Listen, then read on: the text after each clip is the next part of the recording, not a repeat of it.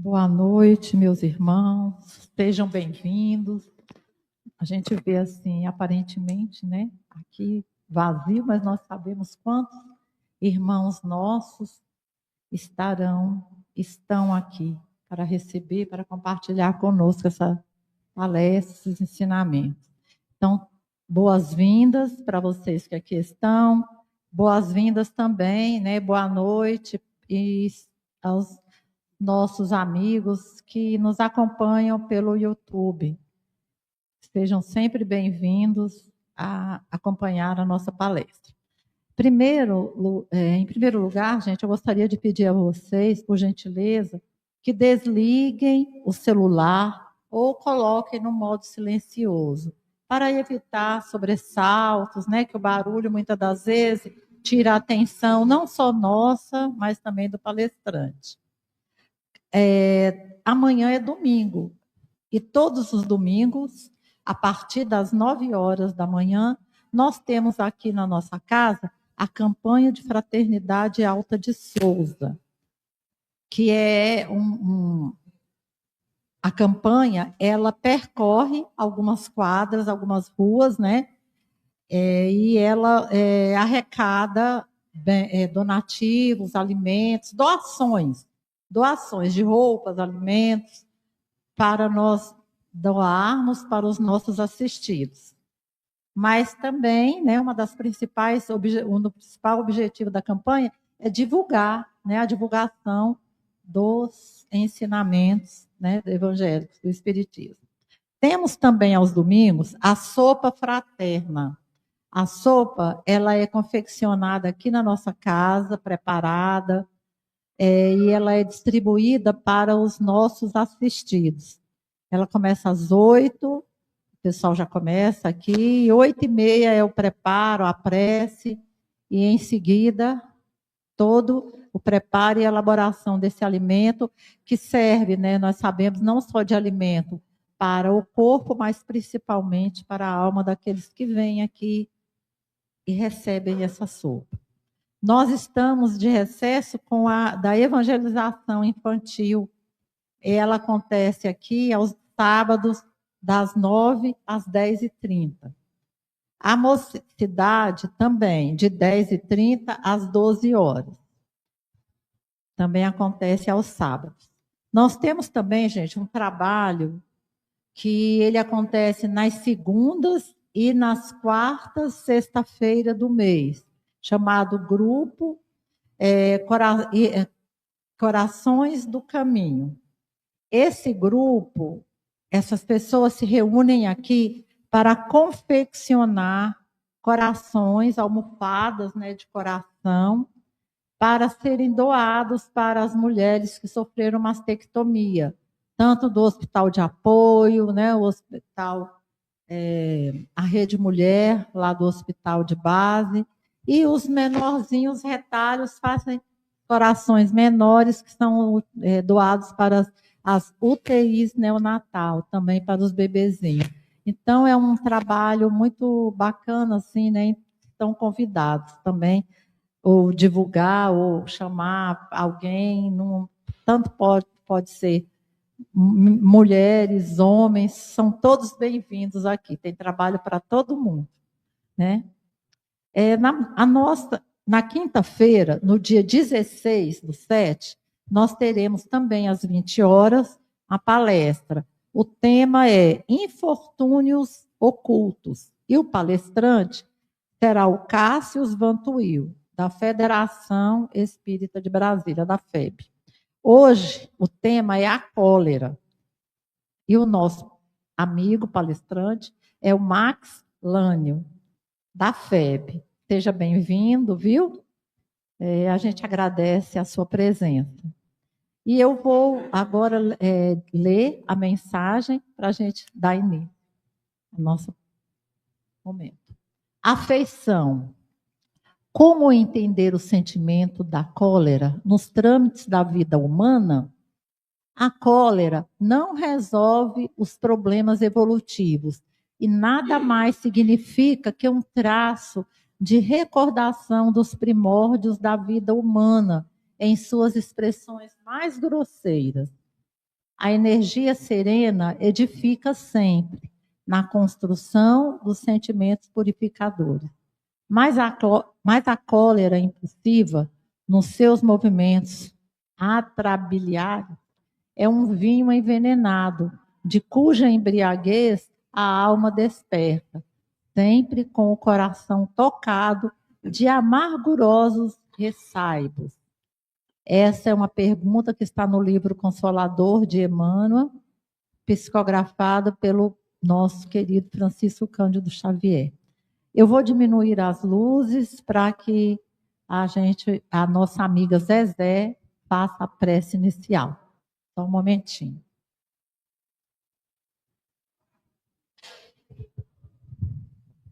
Vamos, neste momento, elevar nosso pensamento ao Pai Maior, agradecendo a Ele a oportunidade por estar nesta casa de oração, que nos acolhe sempre com muito amor.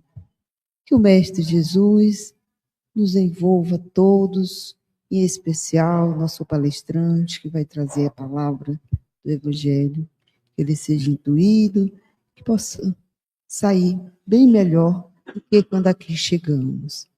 E é com esta rogativa, Pai, que te pedimos, continue conosco, nos envolvendo a todos. Graças te damos, Pai, mais uma vez. Que assim seja, graças a Deus. Muito obrigada, Zezé. E agora nós vamos passar a palavra para o nosso amigo Max Lânio, para que ele faça a palavra. Obrigado. Agradeço. Boa noite a todas e a todos. Paz de Jesus, nosso Mestre e Senhor, esteja no coração de todos nós. Isso aqui que nós lemos aqui agora é exatamente o oposto, diametralmente oposto do que Jesus disse daqueles que herdarão a terra. Ele disse, bem-aventurados os mansos, porque estes herdarão a terra. Se você analisar a sua vida, quanto mais tendência para a cólera você tem, mais distante você está dessa bem-aventurança. Quanto mais você está se esforçando para ser manso, dócil, gentil, calmo, mais você está se aproximando da bem-aventurança. Nós vivemos um processo evolutivo. E como a mensagem agora acabou de nos mostrar, a cólera é uma manifestação daquilo de mais primitivo que nós trazemos do nosso processo evolutivo. Quando nós éramos ainda aqueles que vivíamos a depender da caça, da pesca, a lutar, a combater, a usar a energia para poder vencer. E a cólera era uma energia que servia para aquela época. Porque se você fosse manso e dócil naquela época, você não sobreviveria.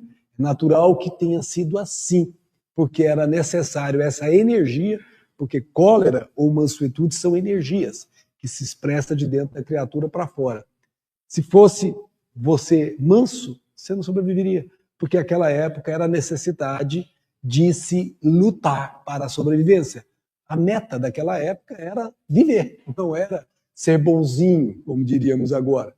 Mas nós não estamos mais naquela época. Nós já passamos muito tempo depois, mas nós carregamos os traços daquela época. Os resíduos, as reminiscências, os atavismos estão em nós. Basta a gente prestar atenção naquela questão que está no Livro dos Espíritos, que vai pedir para você conhecer-te a ti mesmo. Se nós fizermos uma varredura íntima nossa, só nós conosco, não precisa de ninguém participar, como se fizéssemos um scanner dentro de nós e percebêssemos o que trazemos de bom e o que trazemos de problema, se a gente mapeasse, a gente ia perceber que a gente tem coisa boa sim, temos muitas conquistas, mas tem coisas que a gente às vezes tem medo até da gente mesmo, que a gente tem medo de encarar a lista do que temos que melhorar em nós. Esse é o ponto. Nós trazemos, e não tem nada de errado nisso, porque isso é resíduo do processo evolutivo. O errado é saber disso e continuar com isso. O errado é você não se esforçar para renovar o seu movimento íntimo, as suas forças íntimas. Se você permanecer sabendo que tem isso, sem fazer nenhum esforço para se melhorar, você está estagnado no processo evolutivo. E mais distante você vai ficando do bem-aventurado, manso, que herdará a terra. Então, o ponto que nós temos que lembrar é: cada um deve saber de si. Quais são os meus pontos fracos? Quais são os meus pontos fortes? Aonde é que eu perco a paciência, que é sinônimo de cólera aflorando?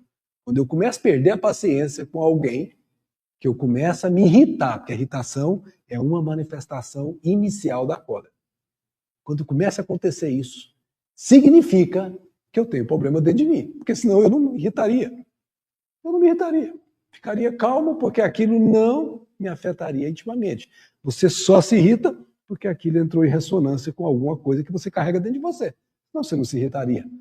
Agora, se você sabe que carrega isso e percebe que começou-se a irritar-se, vamos lembrar de Jesus. Tem receita para isso.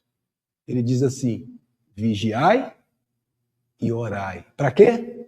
Para que não entreis em tentação. Tentação com o quê? Com esse homem velho, esse homem primitivo que eu já fui, que está querendo nascer de novo, naquele momento específico. Alguma coisa está acordando esse homem velho que ainda está dentro de mim. Ainda faz parte da minha vida, porque senão ele não manifestaria. E isso, quando eu percebo que está começando a acontecer, é o famoso vigiai. Eu me dou conta de que essa energia ruim, que ainda está em mim, está querendo manifestar-se. O que eu tenho que fazer? Mudar o padrão vibratório. O que é mudar o padrão vibratório? É sair da vibração da irritação e entrar para a vibração da serenidade. Como é que eu faço isso? Se eu carrego essa cólera íntima em mim ainda, eu tenho que fazer a busca da ajuda superior. Como é que eu busco a ajuda superior? É comum a qualquer criatura, independentemente de qualquer religião que ela professe, ou mesmo se não professar religião nenhuma. É uma comunicação entre a criatura e o Criador, entre o filho e o pai. Então é a hora que você faz a prece, antes que você perca o controle. Porque depois que você perde o controle, você não consegue fazer a prece. No calor, na têmpera da irritação, que você já está manifestando traços ruins, coisas que vão machucar pessoas, palavras que você vai falar, atos que você vai cometer, que vão ter repercussões, às vezes, gravíssimas. Se você olhar no presídio, você vai ver pessoas que viviam bem na sociedade, que estão presas porque num ato de cólera tirou a vida de alguém. Eu me lembro, eu era menino, morava lá em Anápolis, tinha lá um cinema, chamava Cine Rocks. Eu lembro até hoje, ó. Eu devia ter uns 12 anos de idade. O sujeito estava olhando que filme ia passar, isso era década de, sei lá, de 80, 70, eu acho. E aí o de trás, buzinando para ele sair. E ele só olhou para trás e falou assim: passa por cima. Coisa que acontece até hoje. O outro se irritou, bateu na traseira dele, ele abriu o carro, abriu a porta do carro. Quando ele abriu a porta do carro, o outro já estava com o revólver, deu um tiro na frente dele. Eu assisti tudo isso, era um menino. Deu ré, foi embora. Não sei se nunca mais acharam ele ou se acharam. Eu tenho certeza que o que estava atrás, pelo jeito do sujeito, era um sujeito que vivia um padrão normal de vida, não era um assassino. Mas andava armado. Ou seja, se protegia de si mesmo. Porque para que você vai precisar de arma se você não se irrita? Você só vai precisar de arma se você se irrita nesse caso, como que aconteceu. Então, esse é um prejuízo que ele vai carregar para o resto da vida. E olha, foi um momentinho desse tamanho que fez ele perder. Imagina se ele tem filhos, se tem esposa, tem família.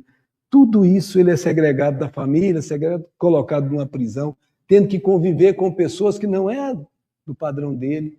Para quê? Porque ele não conseguiu controlar aquele momento que estava nascendo nele. Ele deixou se envolver. E a gente sabe que quando você entra no calor, sair dele sozinho não é fácil, não. Por isso a regra é: ore antes. Porque se você ora, você vai ter um pouquinho de paciência e esperar o outro sair, você não vai buzinar. O outro vai sair naturalmente, você vai simplesmente ficar ali atrás, o outro vai se incomodar com a sua presença ali atrás e vai sair sem que você tenha que fazer nada. É um pouquinho de minuto a mais que você teria que esperar para não entrar em desconfronto. Pegando esse caso específico, para trazer para vocês como Um minuto de cólera pode causar uma perda de uma vida inteira, de equilíbrio, de reunião familiar, ou seja, de segregação que a pessoa vai ter que ser submetida. Então veja, se ele tivesse conhecido essas lições que estão nesses livros, e ele parasse para pensar naquela hora e falar, pai, eu sei que eu estou com pressa, eu sei que eu tenho coisa para fazer, mas me ajuda a ter paciência com o irmão que está à minha frente, que não está com a mesma pressa que eu estou. Ele está olhando lá porque o filme vai passar, ele não está fazendo nada por mal, mas ainda que ele esteja desrespeitando o ir e vir da rua, eu não vou brigar com ele por causa disso, meu senhor, me ajuda a não brigar com ele. E o sujeito vai nessa conversa mental que ele está tendo com o Pai Celestial, ele vai conseguindo encontrar a calma, a tranquilidade, e abaixa aquele tom que ele inicialmente estava acalentando e deixa que aquela calma permaneça nele e não a cólera. O que ele fez? Perdeu alguns minutos? Talvez, mas ganhou uma vida. Do outro lado, como aconteceu nesse caso específico, o que aconteceu? Perdeu a vida toda. Causou mal para a família inteira, causou mal para todos, além de tirar uma vida de alguém que provavelmente era também de uma família, de outra família. Ou seja, transtornos que poderiam ter sido evitáveis. Mas não vamos para tão dramático assim, não. Porque vocês perceberam, na leitura que estava aqui, que nós temos a expressão daquilo de mais grosseiro que nós tínhamos no primitivo, quando nós éramos primitivos. Quando você faz a cólera, é como se você estivesse voltando a 10, 12 mil, 40 mil anos atrás, quando você ainda era a expressão daquela criatura rude, agressiva, antropófaga, aquela criatura que matava para sobreviver. Você age exatamente no momento de cólera como ela. Olha, é triste você perceber que você, se pudesse se olhar naquele momento que você perdeu a paciência e entrou na energia da cólera, você teria vergonha de você mesmo. Você não conseguiria olhar para você sem pejo. Você ia ficar todo preocupado. Esse fui eu? Sim, esse fui eu. Então, sair de si e olhar de fora faz você perceber quão grosseiro, quão primitivo foi o seu movimento naqueles minutos de cólera que você se entregou. Então a cólera nunca vai fazer nada de bem para você. Nunca. A cólera nunca vai trazer nada de benefício para você. Ah, Máximo, a gente tem que tomar atitude. Tomar atitude é uma coisa. Enraivecer-se é outra.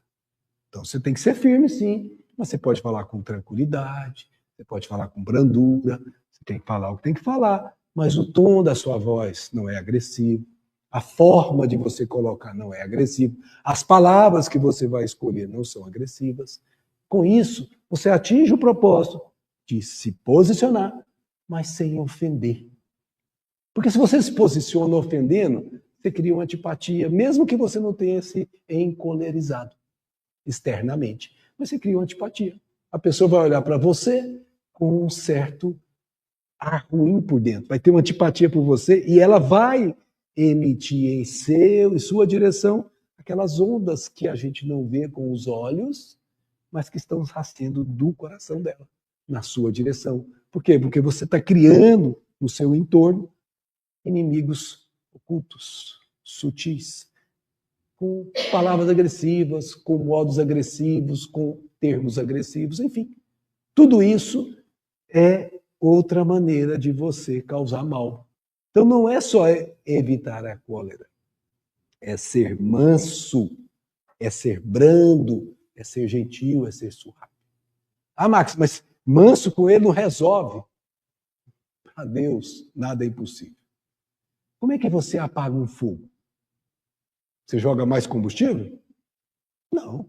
Você joga o oposto do combustível, o que é isolante. Você joga água, por exemplo. Você tira o ar, né? Você coloca um pano por cima para não ter ar, porque não tem ar, não tem fogo. Como é que você faz com o mal?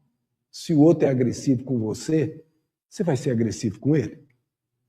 Você está sendo como ele ou pior, porque você teria a chance de não reagir, porque você está pensando, ele está te atendendo, está atacando, e você está tendo tempo de refletir no que ele está fazendo. Se você responde no mesmo tom ou pior, você é pior do que ele. Porque você teve tempo de ser aquele que vigiou. Você verificou a agressão e você não entrou na onda. Em outras palavras, a atitude do outro não pode afetar a minha própria atitude. O comportamento do outro não pode afetar o meu próprio comportamento. Aí um vira para mim e fala assim, Max, mas ninguém tem sangue de barata, não. É claro, não está dizendo para você que está agradável aquele momento que você está sentindo super feliz. Não, claro que não. Mas é o calor da experiência que te faz crescer. Se fosse tudo suave, se você não sentisse nenhum problema dentro de você, significa que você já é espírito que já conquistou esse estágio. Não tem mais necessidade, não é prova, não é tentação, porque aquilo não te ofende, aquilo não te causa mal. Quer ver um caso?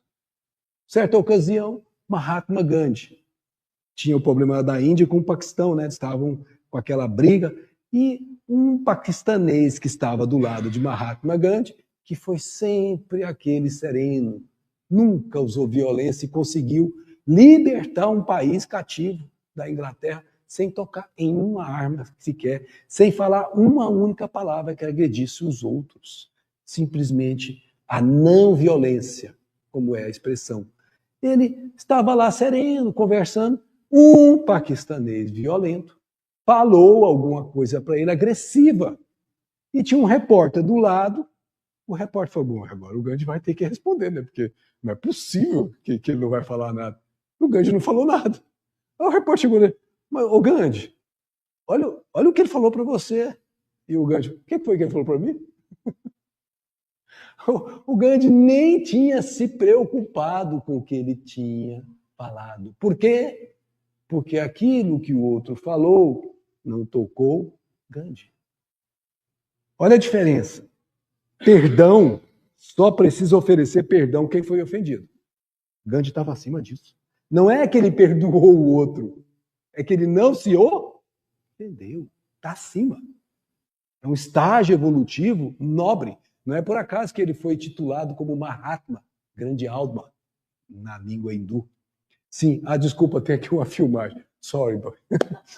Então, na verdade, quando aconteceu isso, você percebe a envergadura espiritual daquele espírito. Ele não se ofendeu. Aquilo não causou nenhum problema nele. Isso é uma virtude já conquistada. Você não tem mais problema com ela. Você já resolveu. Mas a maior parte de nós somos Gandhi? Não somos, não. Com todo respeito, falando por mim. Uma pessoa te fecha no trânsito, você fala, vai com Deus, miserável. É assim que a gente faz. Ainda. Por quê? Porque nós trazemos aquele homem primitivo, um pouquinho dele ainda está dentro de nós.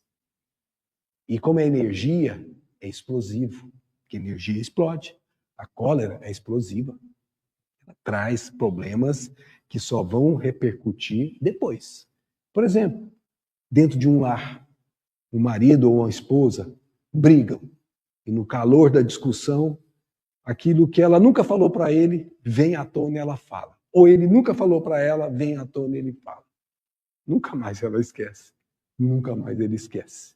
E aquilo passa a estabelecer uma mancha, uma marca, que vai doer pro resto.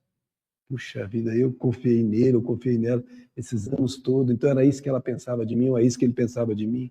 Aquilo fica martelando na pessoa, porque agrediu, ofendeu, machucou. Sabe o que é machucar? Machuca por dentro. Quando, por exemplo, um marido fala para uma esposa da mãe dela, que ofendendo a mãe, machuca profundamente a esposa. E essas coisas são coisas que ele chamou ali agora na leitura, como vinho envenenado, que você toma e que você vai sentir o problema no dia seguinte. Ou seja, quando você acordar, depois desse processo da cólera, olha o drama que você causou pro resto da vida nessa relação de palavras ofensivas que saíram no momento da cólera. Mas eu não queria dizer isso. Mas disse. Tem uma parábola ou um ditado popular que diz que uma vez que a flecha foi lançada, você não tem como evitar que ela vá. A mesma coisa funciona com a palavra. Uma vez dita, você não tem como evitar que ela volte sem que ela atinja o alvo. Então, quando a gente fala, a gente endereça energia na direção daqueles para quem a gente fala. Se a gente fala com serenidade, a gente causa bem-estar no outro. Mas se a gente fala com agressividade, a gente causa animosidade no outro, quando o outro é do mesmo patamar, ou machuca o outro, quando o outro não consegue revidar ainda. Então, essas coisas estão no campo daquilo que Jesus chegou a certa vez dizer. A boca fala do que está cheio, coração. Então, quando você fala, conheça-te a ti mesmo, é olhar para dentro do seu coração. O que eu carrego dentro de mim? O que eu carrego dentro de mim? Eu tenho problemas com o fora? Tem, porque eu perco a paciência às vezes, então ainda tem traços daquele ser primitivo. Ah, então tá, agora vou desistir da vida por causa disso? Pelo contrário. Eu vou transferir o problema para os outros? Pelo contrário. Isso é para mim uma bênção, porque eu começo a tornar responsável por minha própria vida. Eu não ponho culpa nos outros. Eu não atribuo aos outros o problema. Ah, também esse trânsito horrível. Tem gente que está nesse trânsito horrível e está em paz. Por que eu não estou em paz? Então, eu não vou pôr culpa no mundo, não vou pôr culpa nas pessoas. Eu vou olhar para dentro de mim e descobrir que o problema está dentro de mim. Está na alma. É a matriz que eu carrego de uma sucessão de reencarnações que hoje eu estou aqui apresentando o resultado delas todas. Porque eu sou o resultado de todas as encarnações juntas que eu já vivi, de todas as experiências juntas que eu já vivi. E se eu não conseguir ainda depurar, limpar esse vício, né, que eu tenho que transformar em virtude, que é a cólera, é sinal que eu tenho que fazer esforço ainda. Porque só não precisa de fazer esforço quem já conquistou aquela condição. Só não precisa lutar quem já venceu e lutou antes. Eu não lutei antes, então eu tenho que lutar agora. Aí que entra o vigiai. Se eu já sei que eu trago o problema em mim, a hora que ela começa a manifestar e eu não dou conta sozinho, entra de novo, repito, a ajuda do mundo espiritual. Prece. A prece é um meio gratuito de autoproteção nesses momentos. Sabe por quê? Porque quando você está endereçando com os seus pensamentos, os seus sentimentos sinceros, um pedido de ajuda, você está mostrando uma característica que pode não ser o seu habitual, pode não ser o nosso habitual, que se chama humildade. É quando você reconhece que sozinho você não vale nada. Você já percebeu que em 5 minutos qualquer um de nós aqui pode morrer? Eu fui bondoso, pode ser num minuto, não precisa ser 5 não. Qual de nós é capaz de prever o dia de amanhã? Nós não temos poder nenhum sobre isso.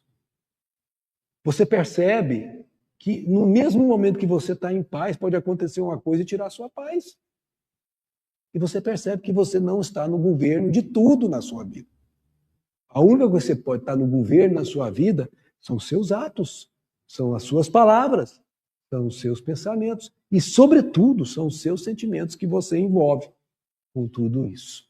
Então, muita atenção, quando você conhece a si mesmo, quando você se esforça para ver o que você tem que melhorar por dentro, independentemente do que os outros pensem de você, mas você começa a pensar de você mesmo sobre aquilo, você passa a ter uma vantagem em relação a quem não fez isso. Qual é a vantagem? Você sabe onde é que o calo aperta. Você sabe onde é que é o problema. Então você se vigia com mais segurança, você se fiscaliza, você se policia, usa a palavra que você quiser, mas você fica atento. E quando você fica atento, antes que aquilo tome conta de você, que Jesus chamou entrar em tentação, ou seja, deixar levar aquilo, você evitou aquilo pelo movimento da prece. Deu para entender? Quantas vezes a gente já podia ter evitado certos confrontos que a gente já teve na vida, certos debates, que a gente hoje analisando, depois de um tempo, a gente fala, nossa, como eu fui imaturo, como eu fui criança, como eu fui infantil. Por quê? Porque olhando hoje com a maturidade que você tem hoje, com o conhecimento de si mesmo que você tem hoje, você volta lá atrás e fala, se eu tivesse naquela época, com esse conhecimento de mim mesmo, hoje, eu teria agido de maneira diferente. Não posso voltar lá atrás e corrigir, já foi feito. Mas eu posso fazer daqui para frente e evitar o que eu já fiz atrás. Então, cólera, gente, guarda isso. é uma energia perniciosa, brutal. É uma energia que destrói relações, destrói vidas, destrói paz. Destrói, a palavra é essa mesmo, destrói. Então, é aquilo que se chama homem primitivo, plenamente ativo. É um momento daquele homem bruto, agressivo, agindo por alguns minutos, naquele momento da cólera, tomou conta da criatura. Ela deixou voltar o homem velho, primitivo, por alguns minutos. Isso tem que ser evitado com toda a nossa força, com todo o nosso esforço íntimo. E como fazer isso? De novo, ficar atento, ficar vigilante. Porque se nós estamos aqui na Terra submetidos às provas, é porque nós vamos passar por elas. Como é que você acha que você vai desenvolver o controle sobre a cólera se você não for testado? Se você nunca for experimentado naquilo que você tem a tentação de perder a paciência, como é que você vai vencer? Você só vence se você estiver no calor da experiência. Por exemplo, você tem um filho, ele não gosta de matemática, menino é pequeno, quer brincar, chega em casa, a professora passou os deveres. A sua casa você estabeleceu, meu filho, brincar de tal hora a tal hora, fazer os deveres de tal hora a tal hora. Aí ele está lá, num sofrimento que dá piedade, dá dó.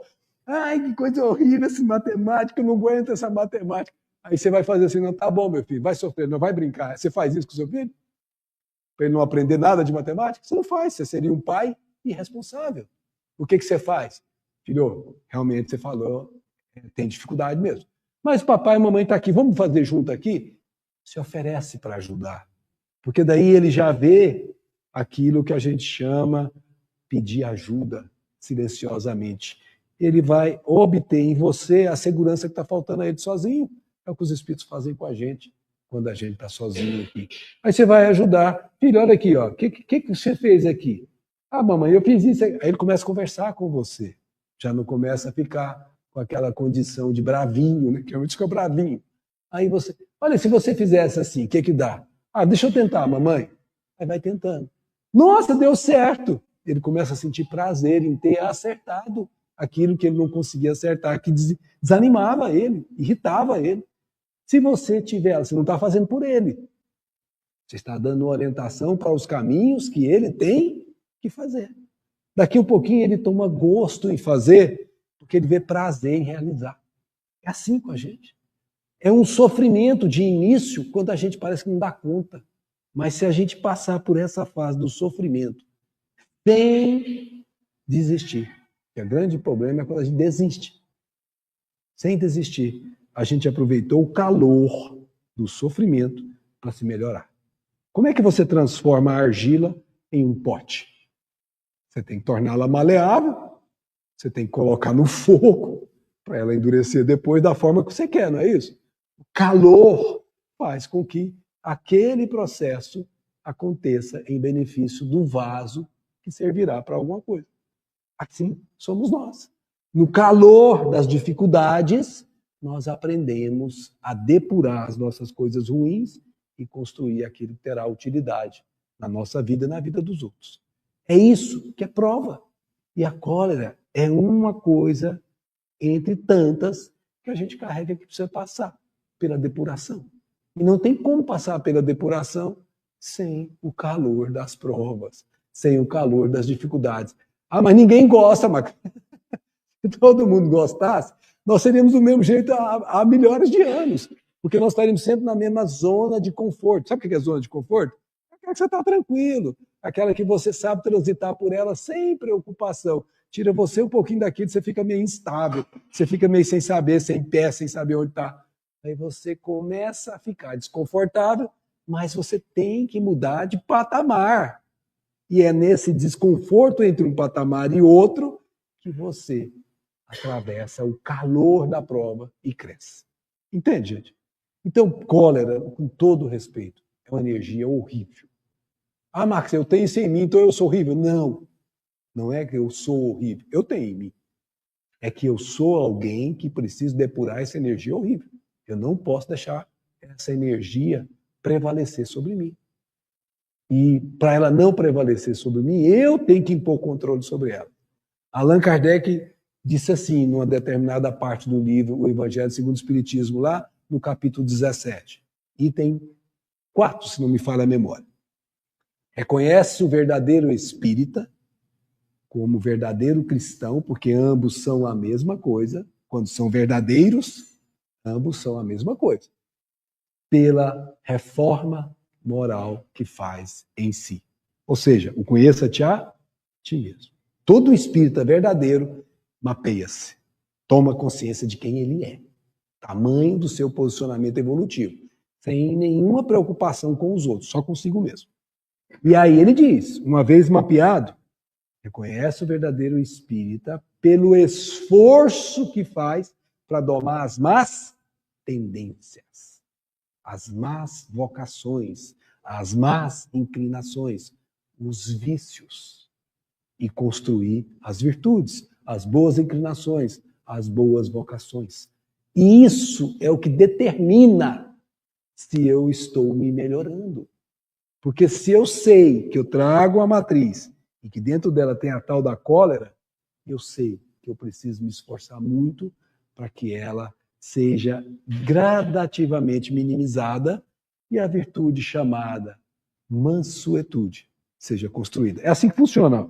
Uma vai diminuindo e a outra vai crescendo. Quanto menos cólera você tem, mais mansuetude você tem. E o inverso também. Quanto mais cólera você tem, menos mansuetude você tem. Uma é antagônica à outra. Onde existe uma, não existe a outra. É a mesma coisa entre caridade e... Qual que é o oposto de caridade? Egoísmo. Toda vez que você é egoísta, você não é caridoso. No momento que você está sendo egoísta, você não está sendo caridoso. No momento que você está sendo caridoso, você não está sendo egoísta. Mesmo jeito que é o oposto de humildade, que é o orgulho. Que é o oposto de humildade é quando você acha que é o rei da cocada preta, que você é o maior, que você é melhor do que os outros. Quando você se julga assim, isso chama orgulho exacerbado. Quando você se coloca na posição que você é, nem mais e nem menos. Nem mais e nem menos. Isso é humildade. Quando é menos, isso é pieguismo, fingimento. Quando é mais, é orgulho. Percebeu? Você é do tamanho que você é e pronto. Não tem problema se eu ainda estou pequeno ou se eu já sou grande e eu lidar bem com essa situação que eu estou. Mahatma Gandhi não tinha problema com isso, e era um espírito elevado. Ele se posicionava sem ofender ninguém, sem que ele perdesse o traço da humildade que lhe caracterizou a existência toda. Então a gente percebe que essas realidades íntimas, todas elas precisam do nosso esforço para domá-las. Só para a gente entender melhor isso, imagina que você tenha um cachorrinho dócil e um cachorro bravo, feroz. O cachorro bravo, você põe a comida, ele come tudo. O cachorrinho dócil acaba morrendo de fome. Se você começar a parar de dar comida para o cachorro bravo e começar a dar comida para o cachorro dócil, o cachorro bravo é que vai começar a ter inanição. E o cachorrinho dócil é que vai começar a se fortalecer. Isso é o que a gente chama de estimular a virtude ou estimular vício. Se eu dou asas à cólera, eu sou desse jeito mesmo, e quem quiser lidar comigo é desse jeito que eu sou. Tem gente assim, não tem? Não vou mudar não, por que eu vou mudar? Olha o jeito que eu estou falando. Tem gente que fala desse jeitinho. Então, esse sujeito está dando comida para o cachorro, bravo. Aí você pega um outro, puxa vida, que vergonha de mim mesmo, o que eu falei foi ofensivo. A pessoa nem entendeu como ofensivo, mas ele já está tão se vigiando tanto que ele está entendendo que o que ele falou não foi suficientemente dócil e ele se incomoda com aquilo.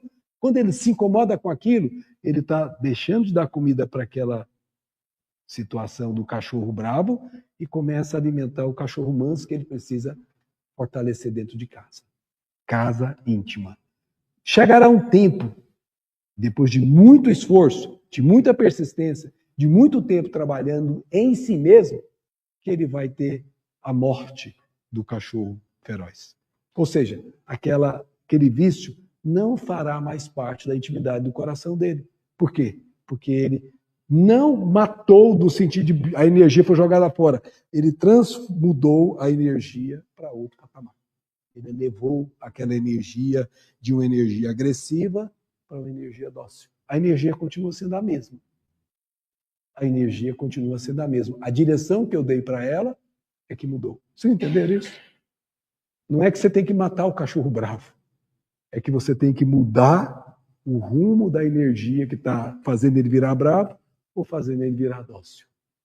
E a gente é assim. Ora somos cachorros bravos, ora somos cachorros dóceis. O espírita, ele tem uma vantagem, sem nenhum demérito para as outras religiões. A vantagem é que ele conhece a si mesmo e torna-se responsável pelos seus atos. Um espírita verdadeiro, você não vê ele reclamando dos outros. Você não vê ele falando dos outros.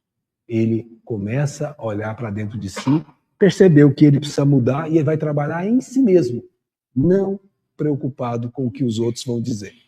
Lá na FEB, a gente tem ESD, a gente trabalha já com ESD lá já há umas 2 décadas continuamente. Eu lembro de uma época que uma mocinha chegou para fazer o ESD, ela não era espírita, e eu só vou saber disso depois quando ela vai fazer um depoimento, que a gente tem aquelas avaliações periódicas, né? E essa mocinha chegou logo no primeiro semestre, ela era muito agressiva na fala, jeito de falar. Você percebia que ela estava ali para poder destruir, não para construir. Mas a gente, com o amparo dos espíritos, a gente não revidava nunca. A gente mantinha-se calmo e tudo que ela falava, tal como um incêndio. Você não jogava mais querosene no fogo, você jogava água fria, tranquila.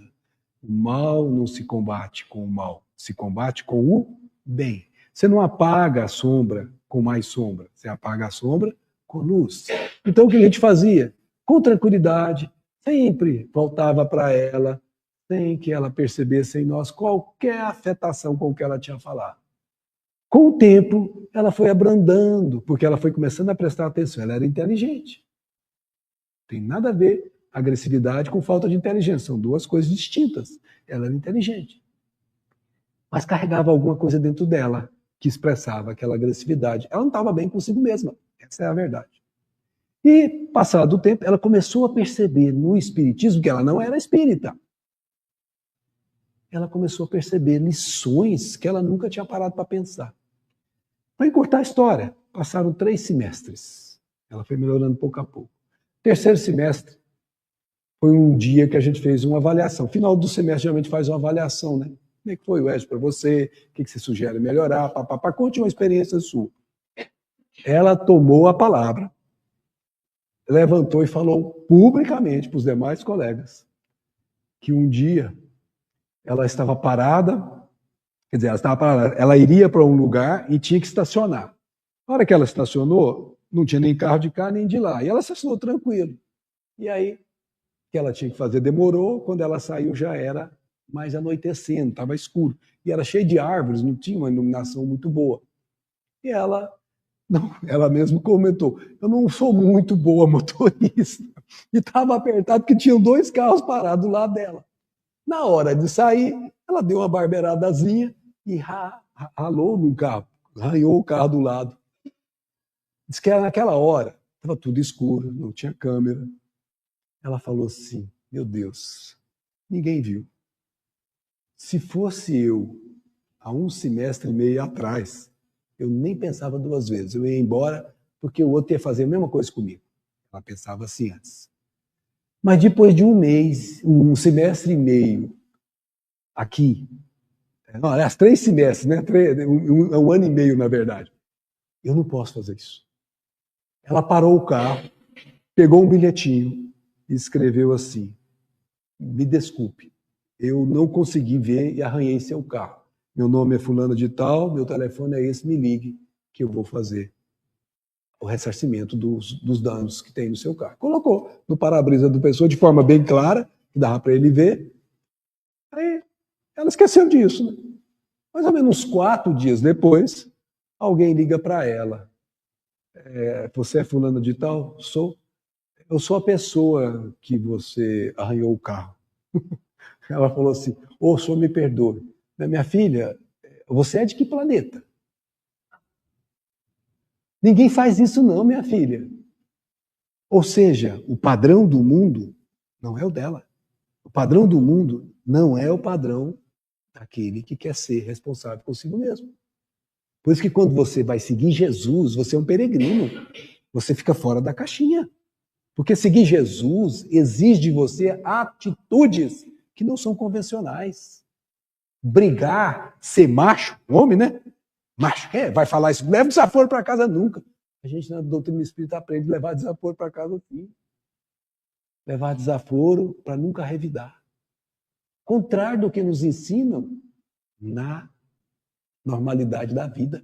Essa mocinha, ela era uma mocinha que tinha seus problemas, ela conseguiu resolver os problemas dela, ela confessou depois que ela ia escondido para a fé, porque a mãe era católica, apostólica, daquelas que tinha pavor de espiritismo, para ela era tudo demônio.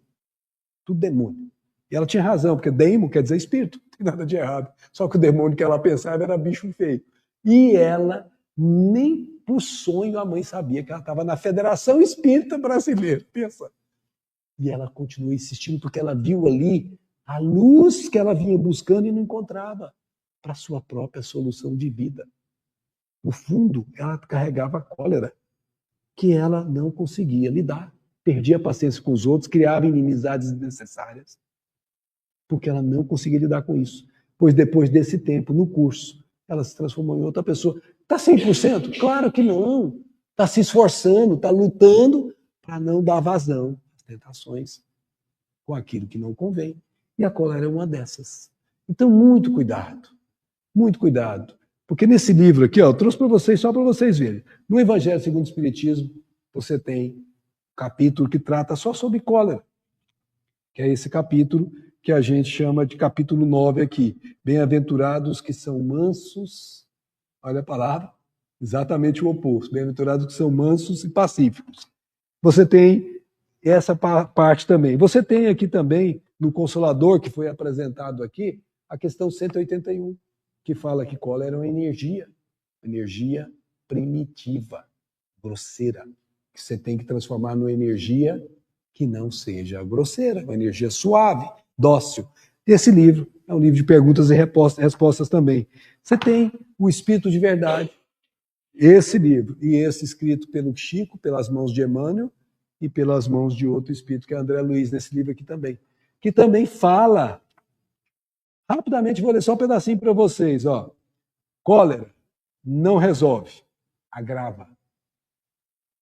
Cólera não resgata, complica. Não ilumina, escurece. Não reúne, separa. Não ajuda, prejudica. Não equilibra, desajusta. Não reconforta, envenena. Não favorece, dificulta. Não abençoa, pelo contrário, maldiz. Não edifica, destrói. Aí ele fala aqui no finalzinho, se um dia você acordar com tendências a se encolerizar, pede na prece para você vir com a faringite, para você não ter condição de falar nada, para não ofender ninguém. A faringite nessa hora, a gente fala que é a males que vem para bem, né? Esse é uma proteção contra você mesmo, pensa nisso, uma proteção que você estabelece. É um livro que tem coisas assim simples, que faz a gente refletir sobre elas. Tem esse aqui, ó, Lampadário Espírita, da nossa querida Joana de Anjos, pelo Divaldo Franco, que também tem uma página aqui sobre filhos, que é muito interessante, porque você vê aquele bebezinho no colo maternal, tomando o seio materno, sendo todo abraçadinho, ele cresce, se transforma num adulto agressivo. Vocês já viram casos de filho que bate mãe? Às vezes tem esse caso. E ela fala disso. Sabe quem são eles? São os filhos que a gente pediu para ajudar a disciplinar na cólera e que a gente tem que aprender. Primeiro, a dominar a nossa própria realidade, porque ninguém pode dar o que não tem. Se você não faz isso por você mesmo, como você vai poder fazer para o seu filho? Então esse tem um caso interessante. E esse livro aqui, ó, Almas em Desfiles, do Espírito Hilário Silva, também pelo nosso Chico, conta um caso interessante. A mãe chega para o filho era bem situado financeiramente, e fala: filho, eu tenho visto que você está nervoso, você está se irritando fácil. Tome cuidado, filho. Tome cuidado. Ontem mesmo, na reunião mediúnica, um espírito amigo nosso nos alertou sobre o risco de tomarmos decisões em movimentos de cólera, de raiva. Vamos ter sempre problemas. E ele: mãe, tranquilo, não se preocupa não. Vai caminhando, trabalhando. Aí descobre no caminho que uma pessoa, quando ele está chegando na empresa onde ele trabalha, tinha uma empresa de ônibus, o homem chega para ele e fala: seu irmão atropelou o seu filho. Ele desespera. Era o irmão que ele ajudava, era o irmão que ele dava tudo, papapá. Quando ele fez isso, ele entrou na região da cólera, ficou com uma raiva imensa do irmão, sem nem entender direito o que tinha acontecido. Ouviu alguém dizendo alguma coisa, e em cima daquela alguma coisa ele construiu toda uma imagem mental. E começou a xingar mentalmente o irmão, e correu atrás do lugar onde tinha acontecido o acidente. Chegou lá, tinha mancha de sangue no chão e tinha levado o acidentado, né, que ele não sabia direito quem era ainda. O rapaz tinha dito que era o filho dele. Ele corre para o hospital, o menino estava super bem. O que tinha sido machucado era o cachorrinho, mas que também estava sendo tratado pelo veterinário. E ele já, antes disso, tinha visto o irmão, já tinha agredido, tinha xingado, tinha brigado, tinha ofendido, tinha deprimido o coitado do irmão, que não foi nem responsabilidade do irmão, foi um processo, o irmão não teve participação nenhuma. Depois disso tudo, quando ele vê o filho perfeito, aí ele calma, e o que vem nele? O arrependimento pelo que ele fez, injustamente. Mesmo que fosse injusto, não se faz. Injustamente com o irmão. O que vai acontecer com ele? Vai carregar dentro dele esse arrependimento pelo que ele fez. Então, isso que aconteceu com ele pode acontecer com qualquer um de nós. Com qualquer um de nós. A gente pode se deixar levar pelo calor da emoção e tomar decisões, mesmo que mentais, sem realmente verificar o que aconteceu. E mesmo que você verifique o que aconteceu e que seu irmão foi culpado, o que Jesus nos ensinou? Pai, perdoa-os. Eles não sabem o que fazem. Ele estava sendo morto numa cruz, olhou para aquela população, aquela malta de espíritos que estavam encarnados ali com processo de obsessão. Pai, perdoa-os. Eles não sabem o que fazem. O que significa isso? Ele está olhando para aqueles irmãozinhos em escala primitiva, vestindo roupa de civilização, mas eram espíritos primitivos que tomavam decisões de graça completamente fora do padrão. Matavam um justo liberando um ladrão. Então, a gente pode tomar decisões no calor das nossas emoções ruins nesse mesmo patamar. Então, muita vigilância para que a gente não se deixe encolerizar em situação alguma. Lembremos o que dissemos no início: vigiai.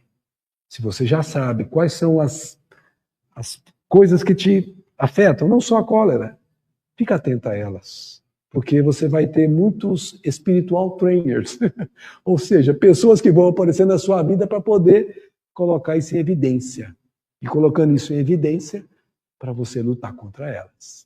Ninguém aqui nessa terra não traz qualquer mazela, todos nós trazemos.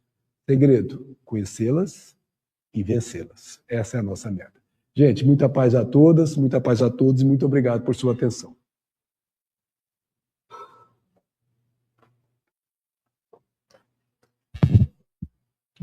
Nós agradecemos, Max, por essas palavras, por esse ensinamento que você compartilhou com a gente. Muito apropriado, viu? Agora, nós vamos passar para a segunda parte, que é a parte do passe. Então, nós vamos esperar eles verem, né, quantas pessoas que vamos atender por vez. E volte outras vezes, viu? Será sempre bem-vindo e convidado.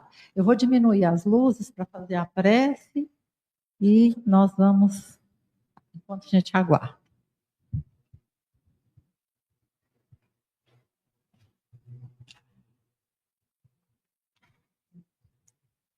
Amado Mestre Jesus, nós agradecemos, Senhor, por estarmos aqui neste momento, recebendo, ouvindo esses ensinamentos, dos quais nós precisamos muito. Nós sabemos que a estrada, muitas das vezes, é árdua. Nos deparamos sempre com situações em que somos testados dentro das fraquezas, das mazelas que nós carregamos.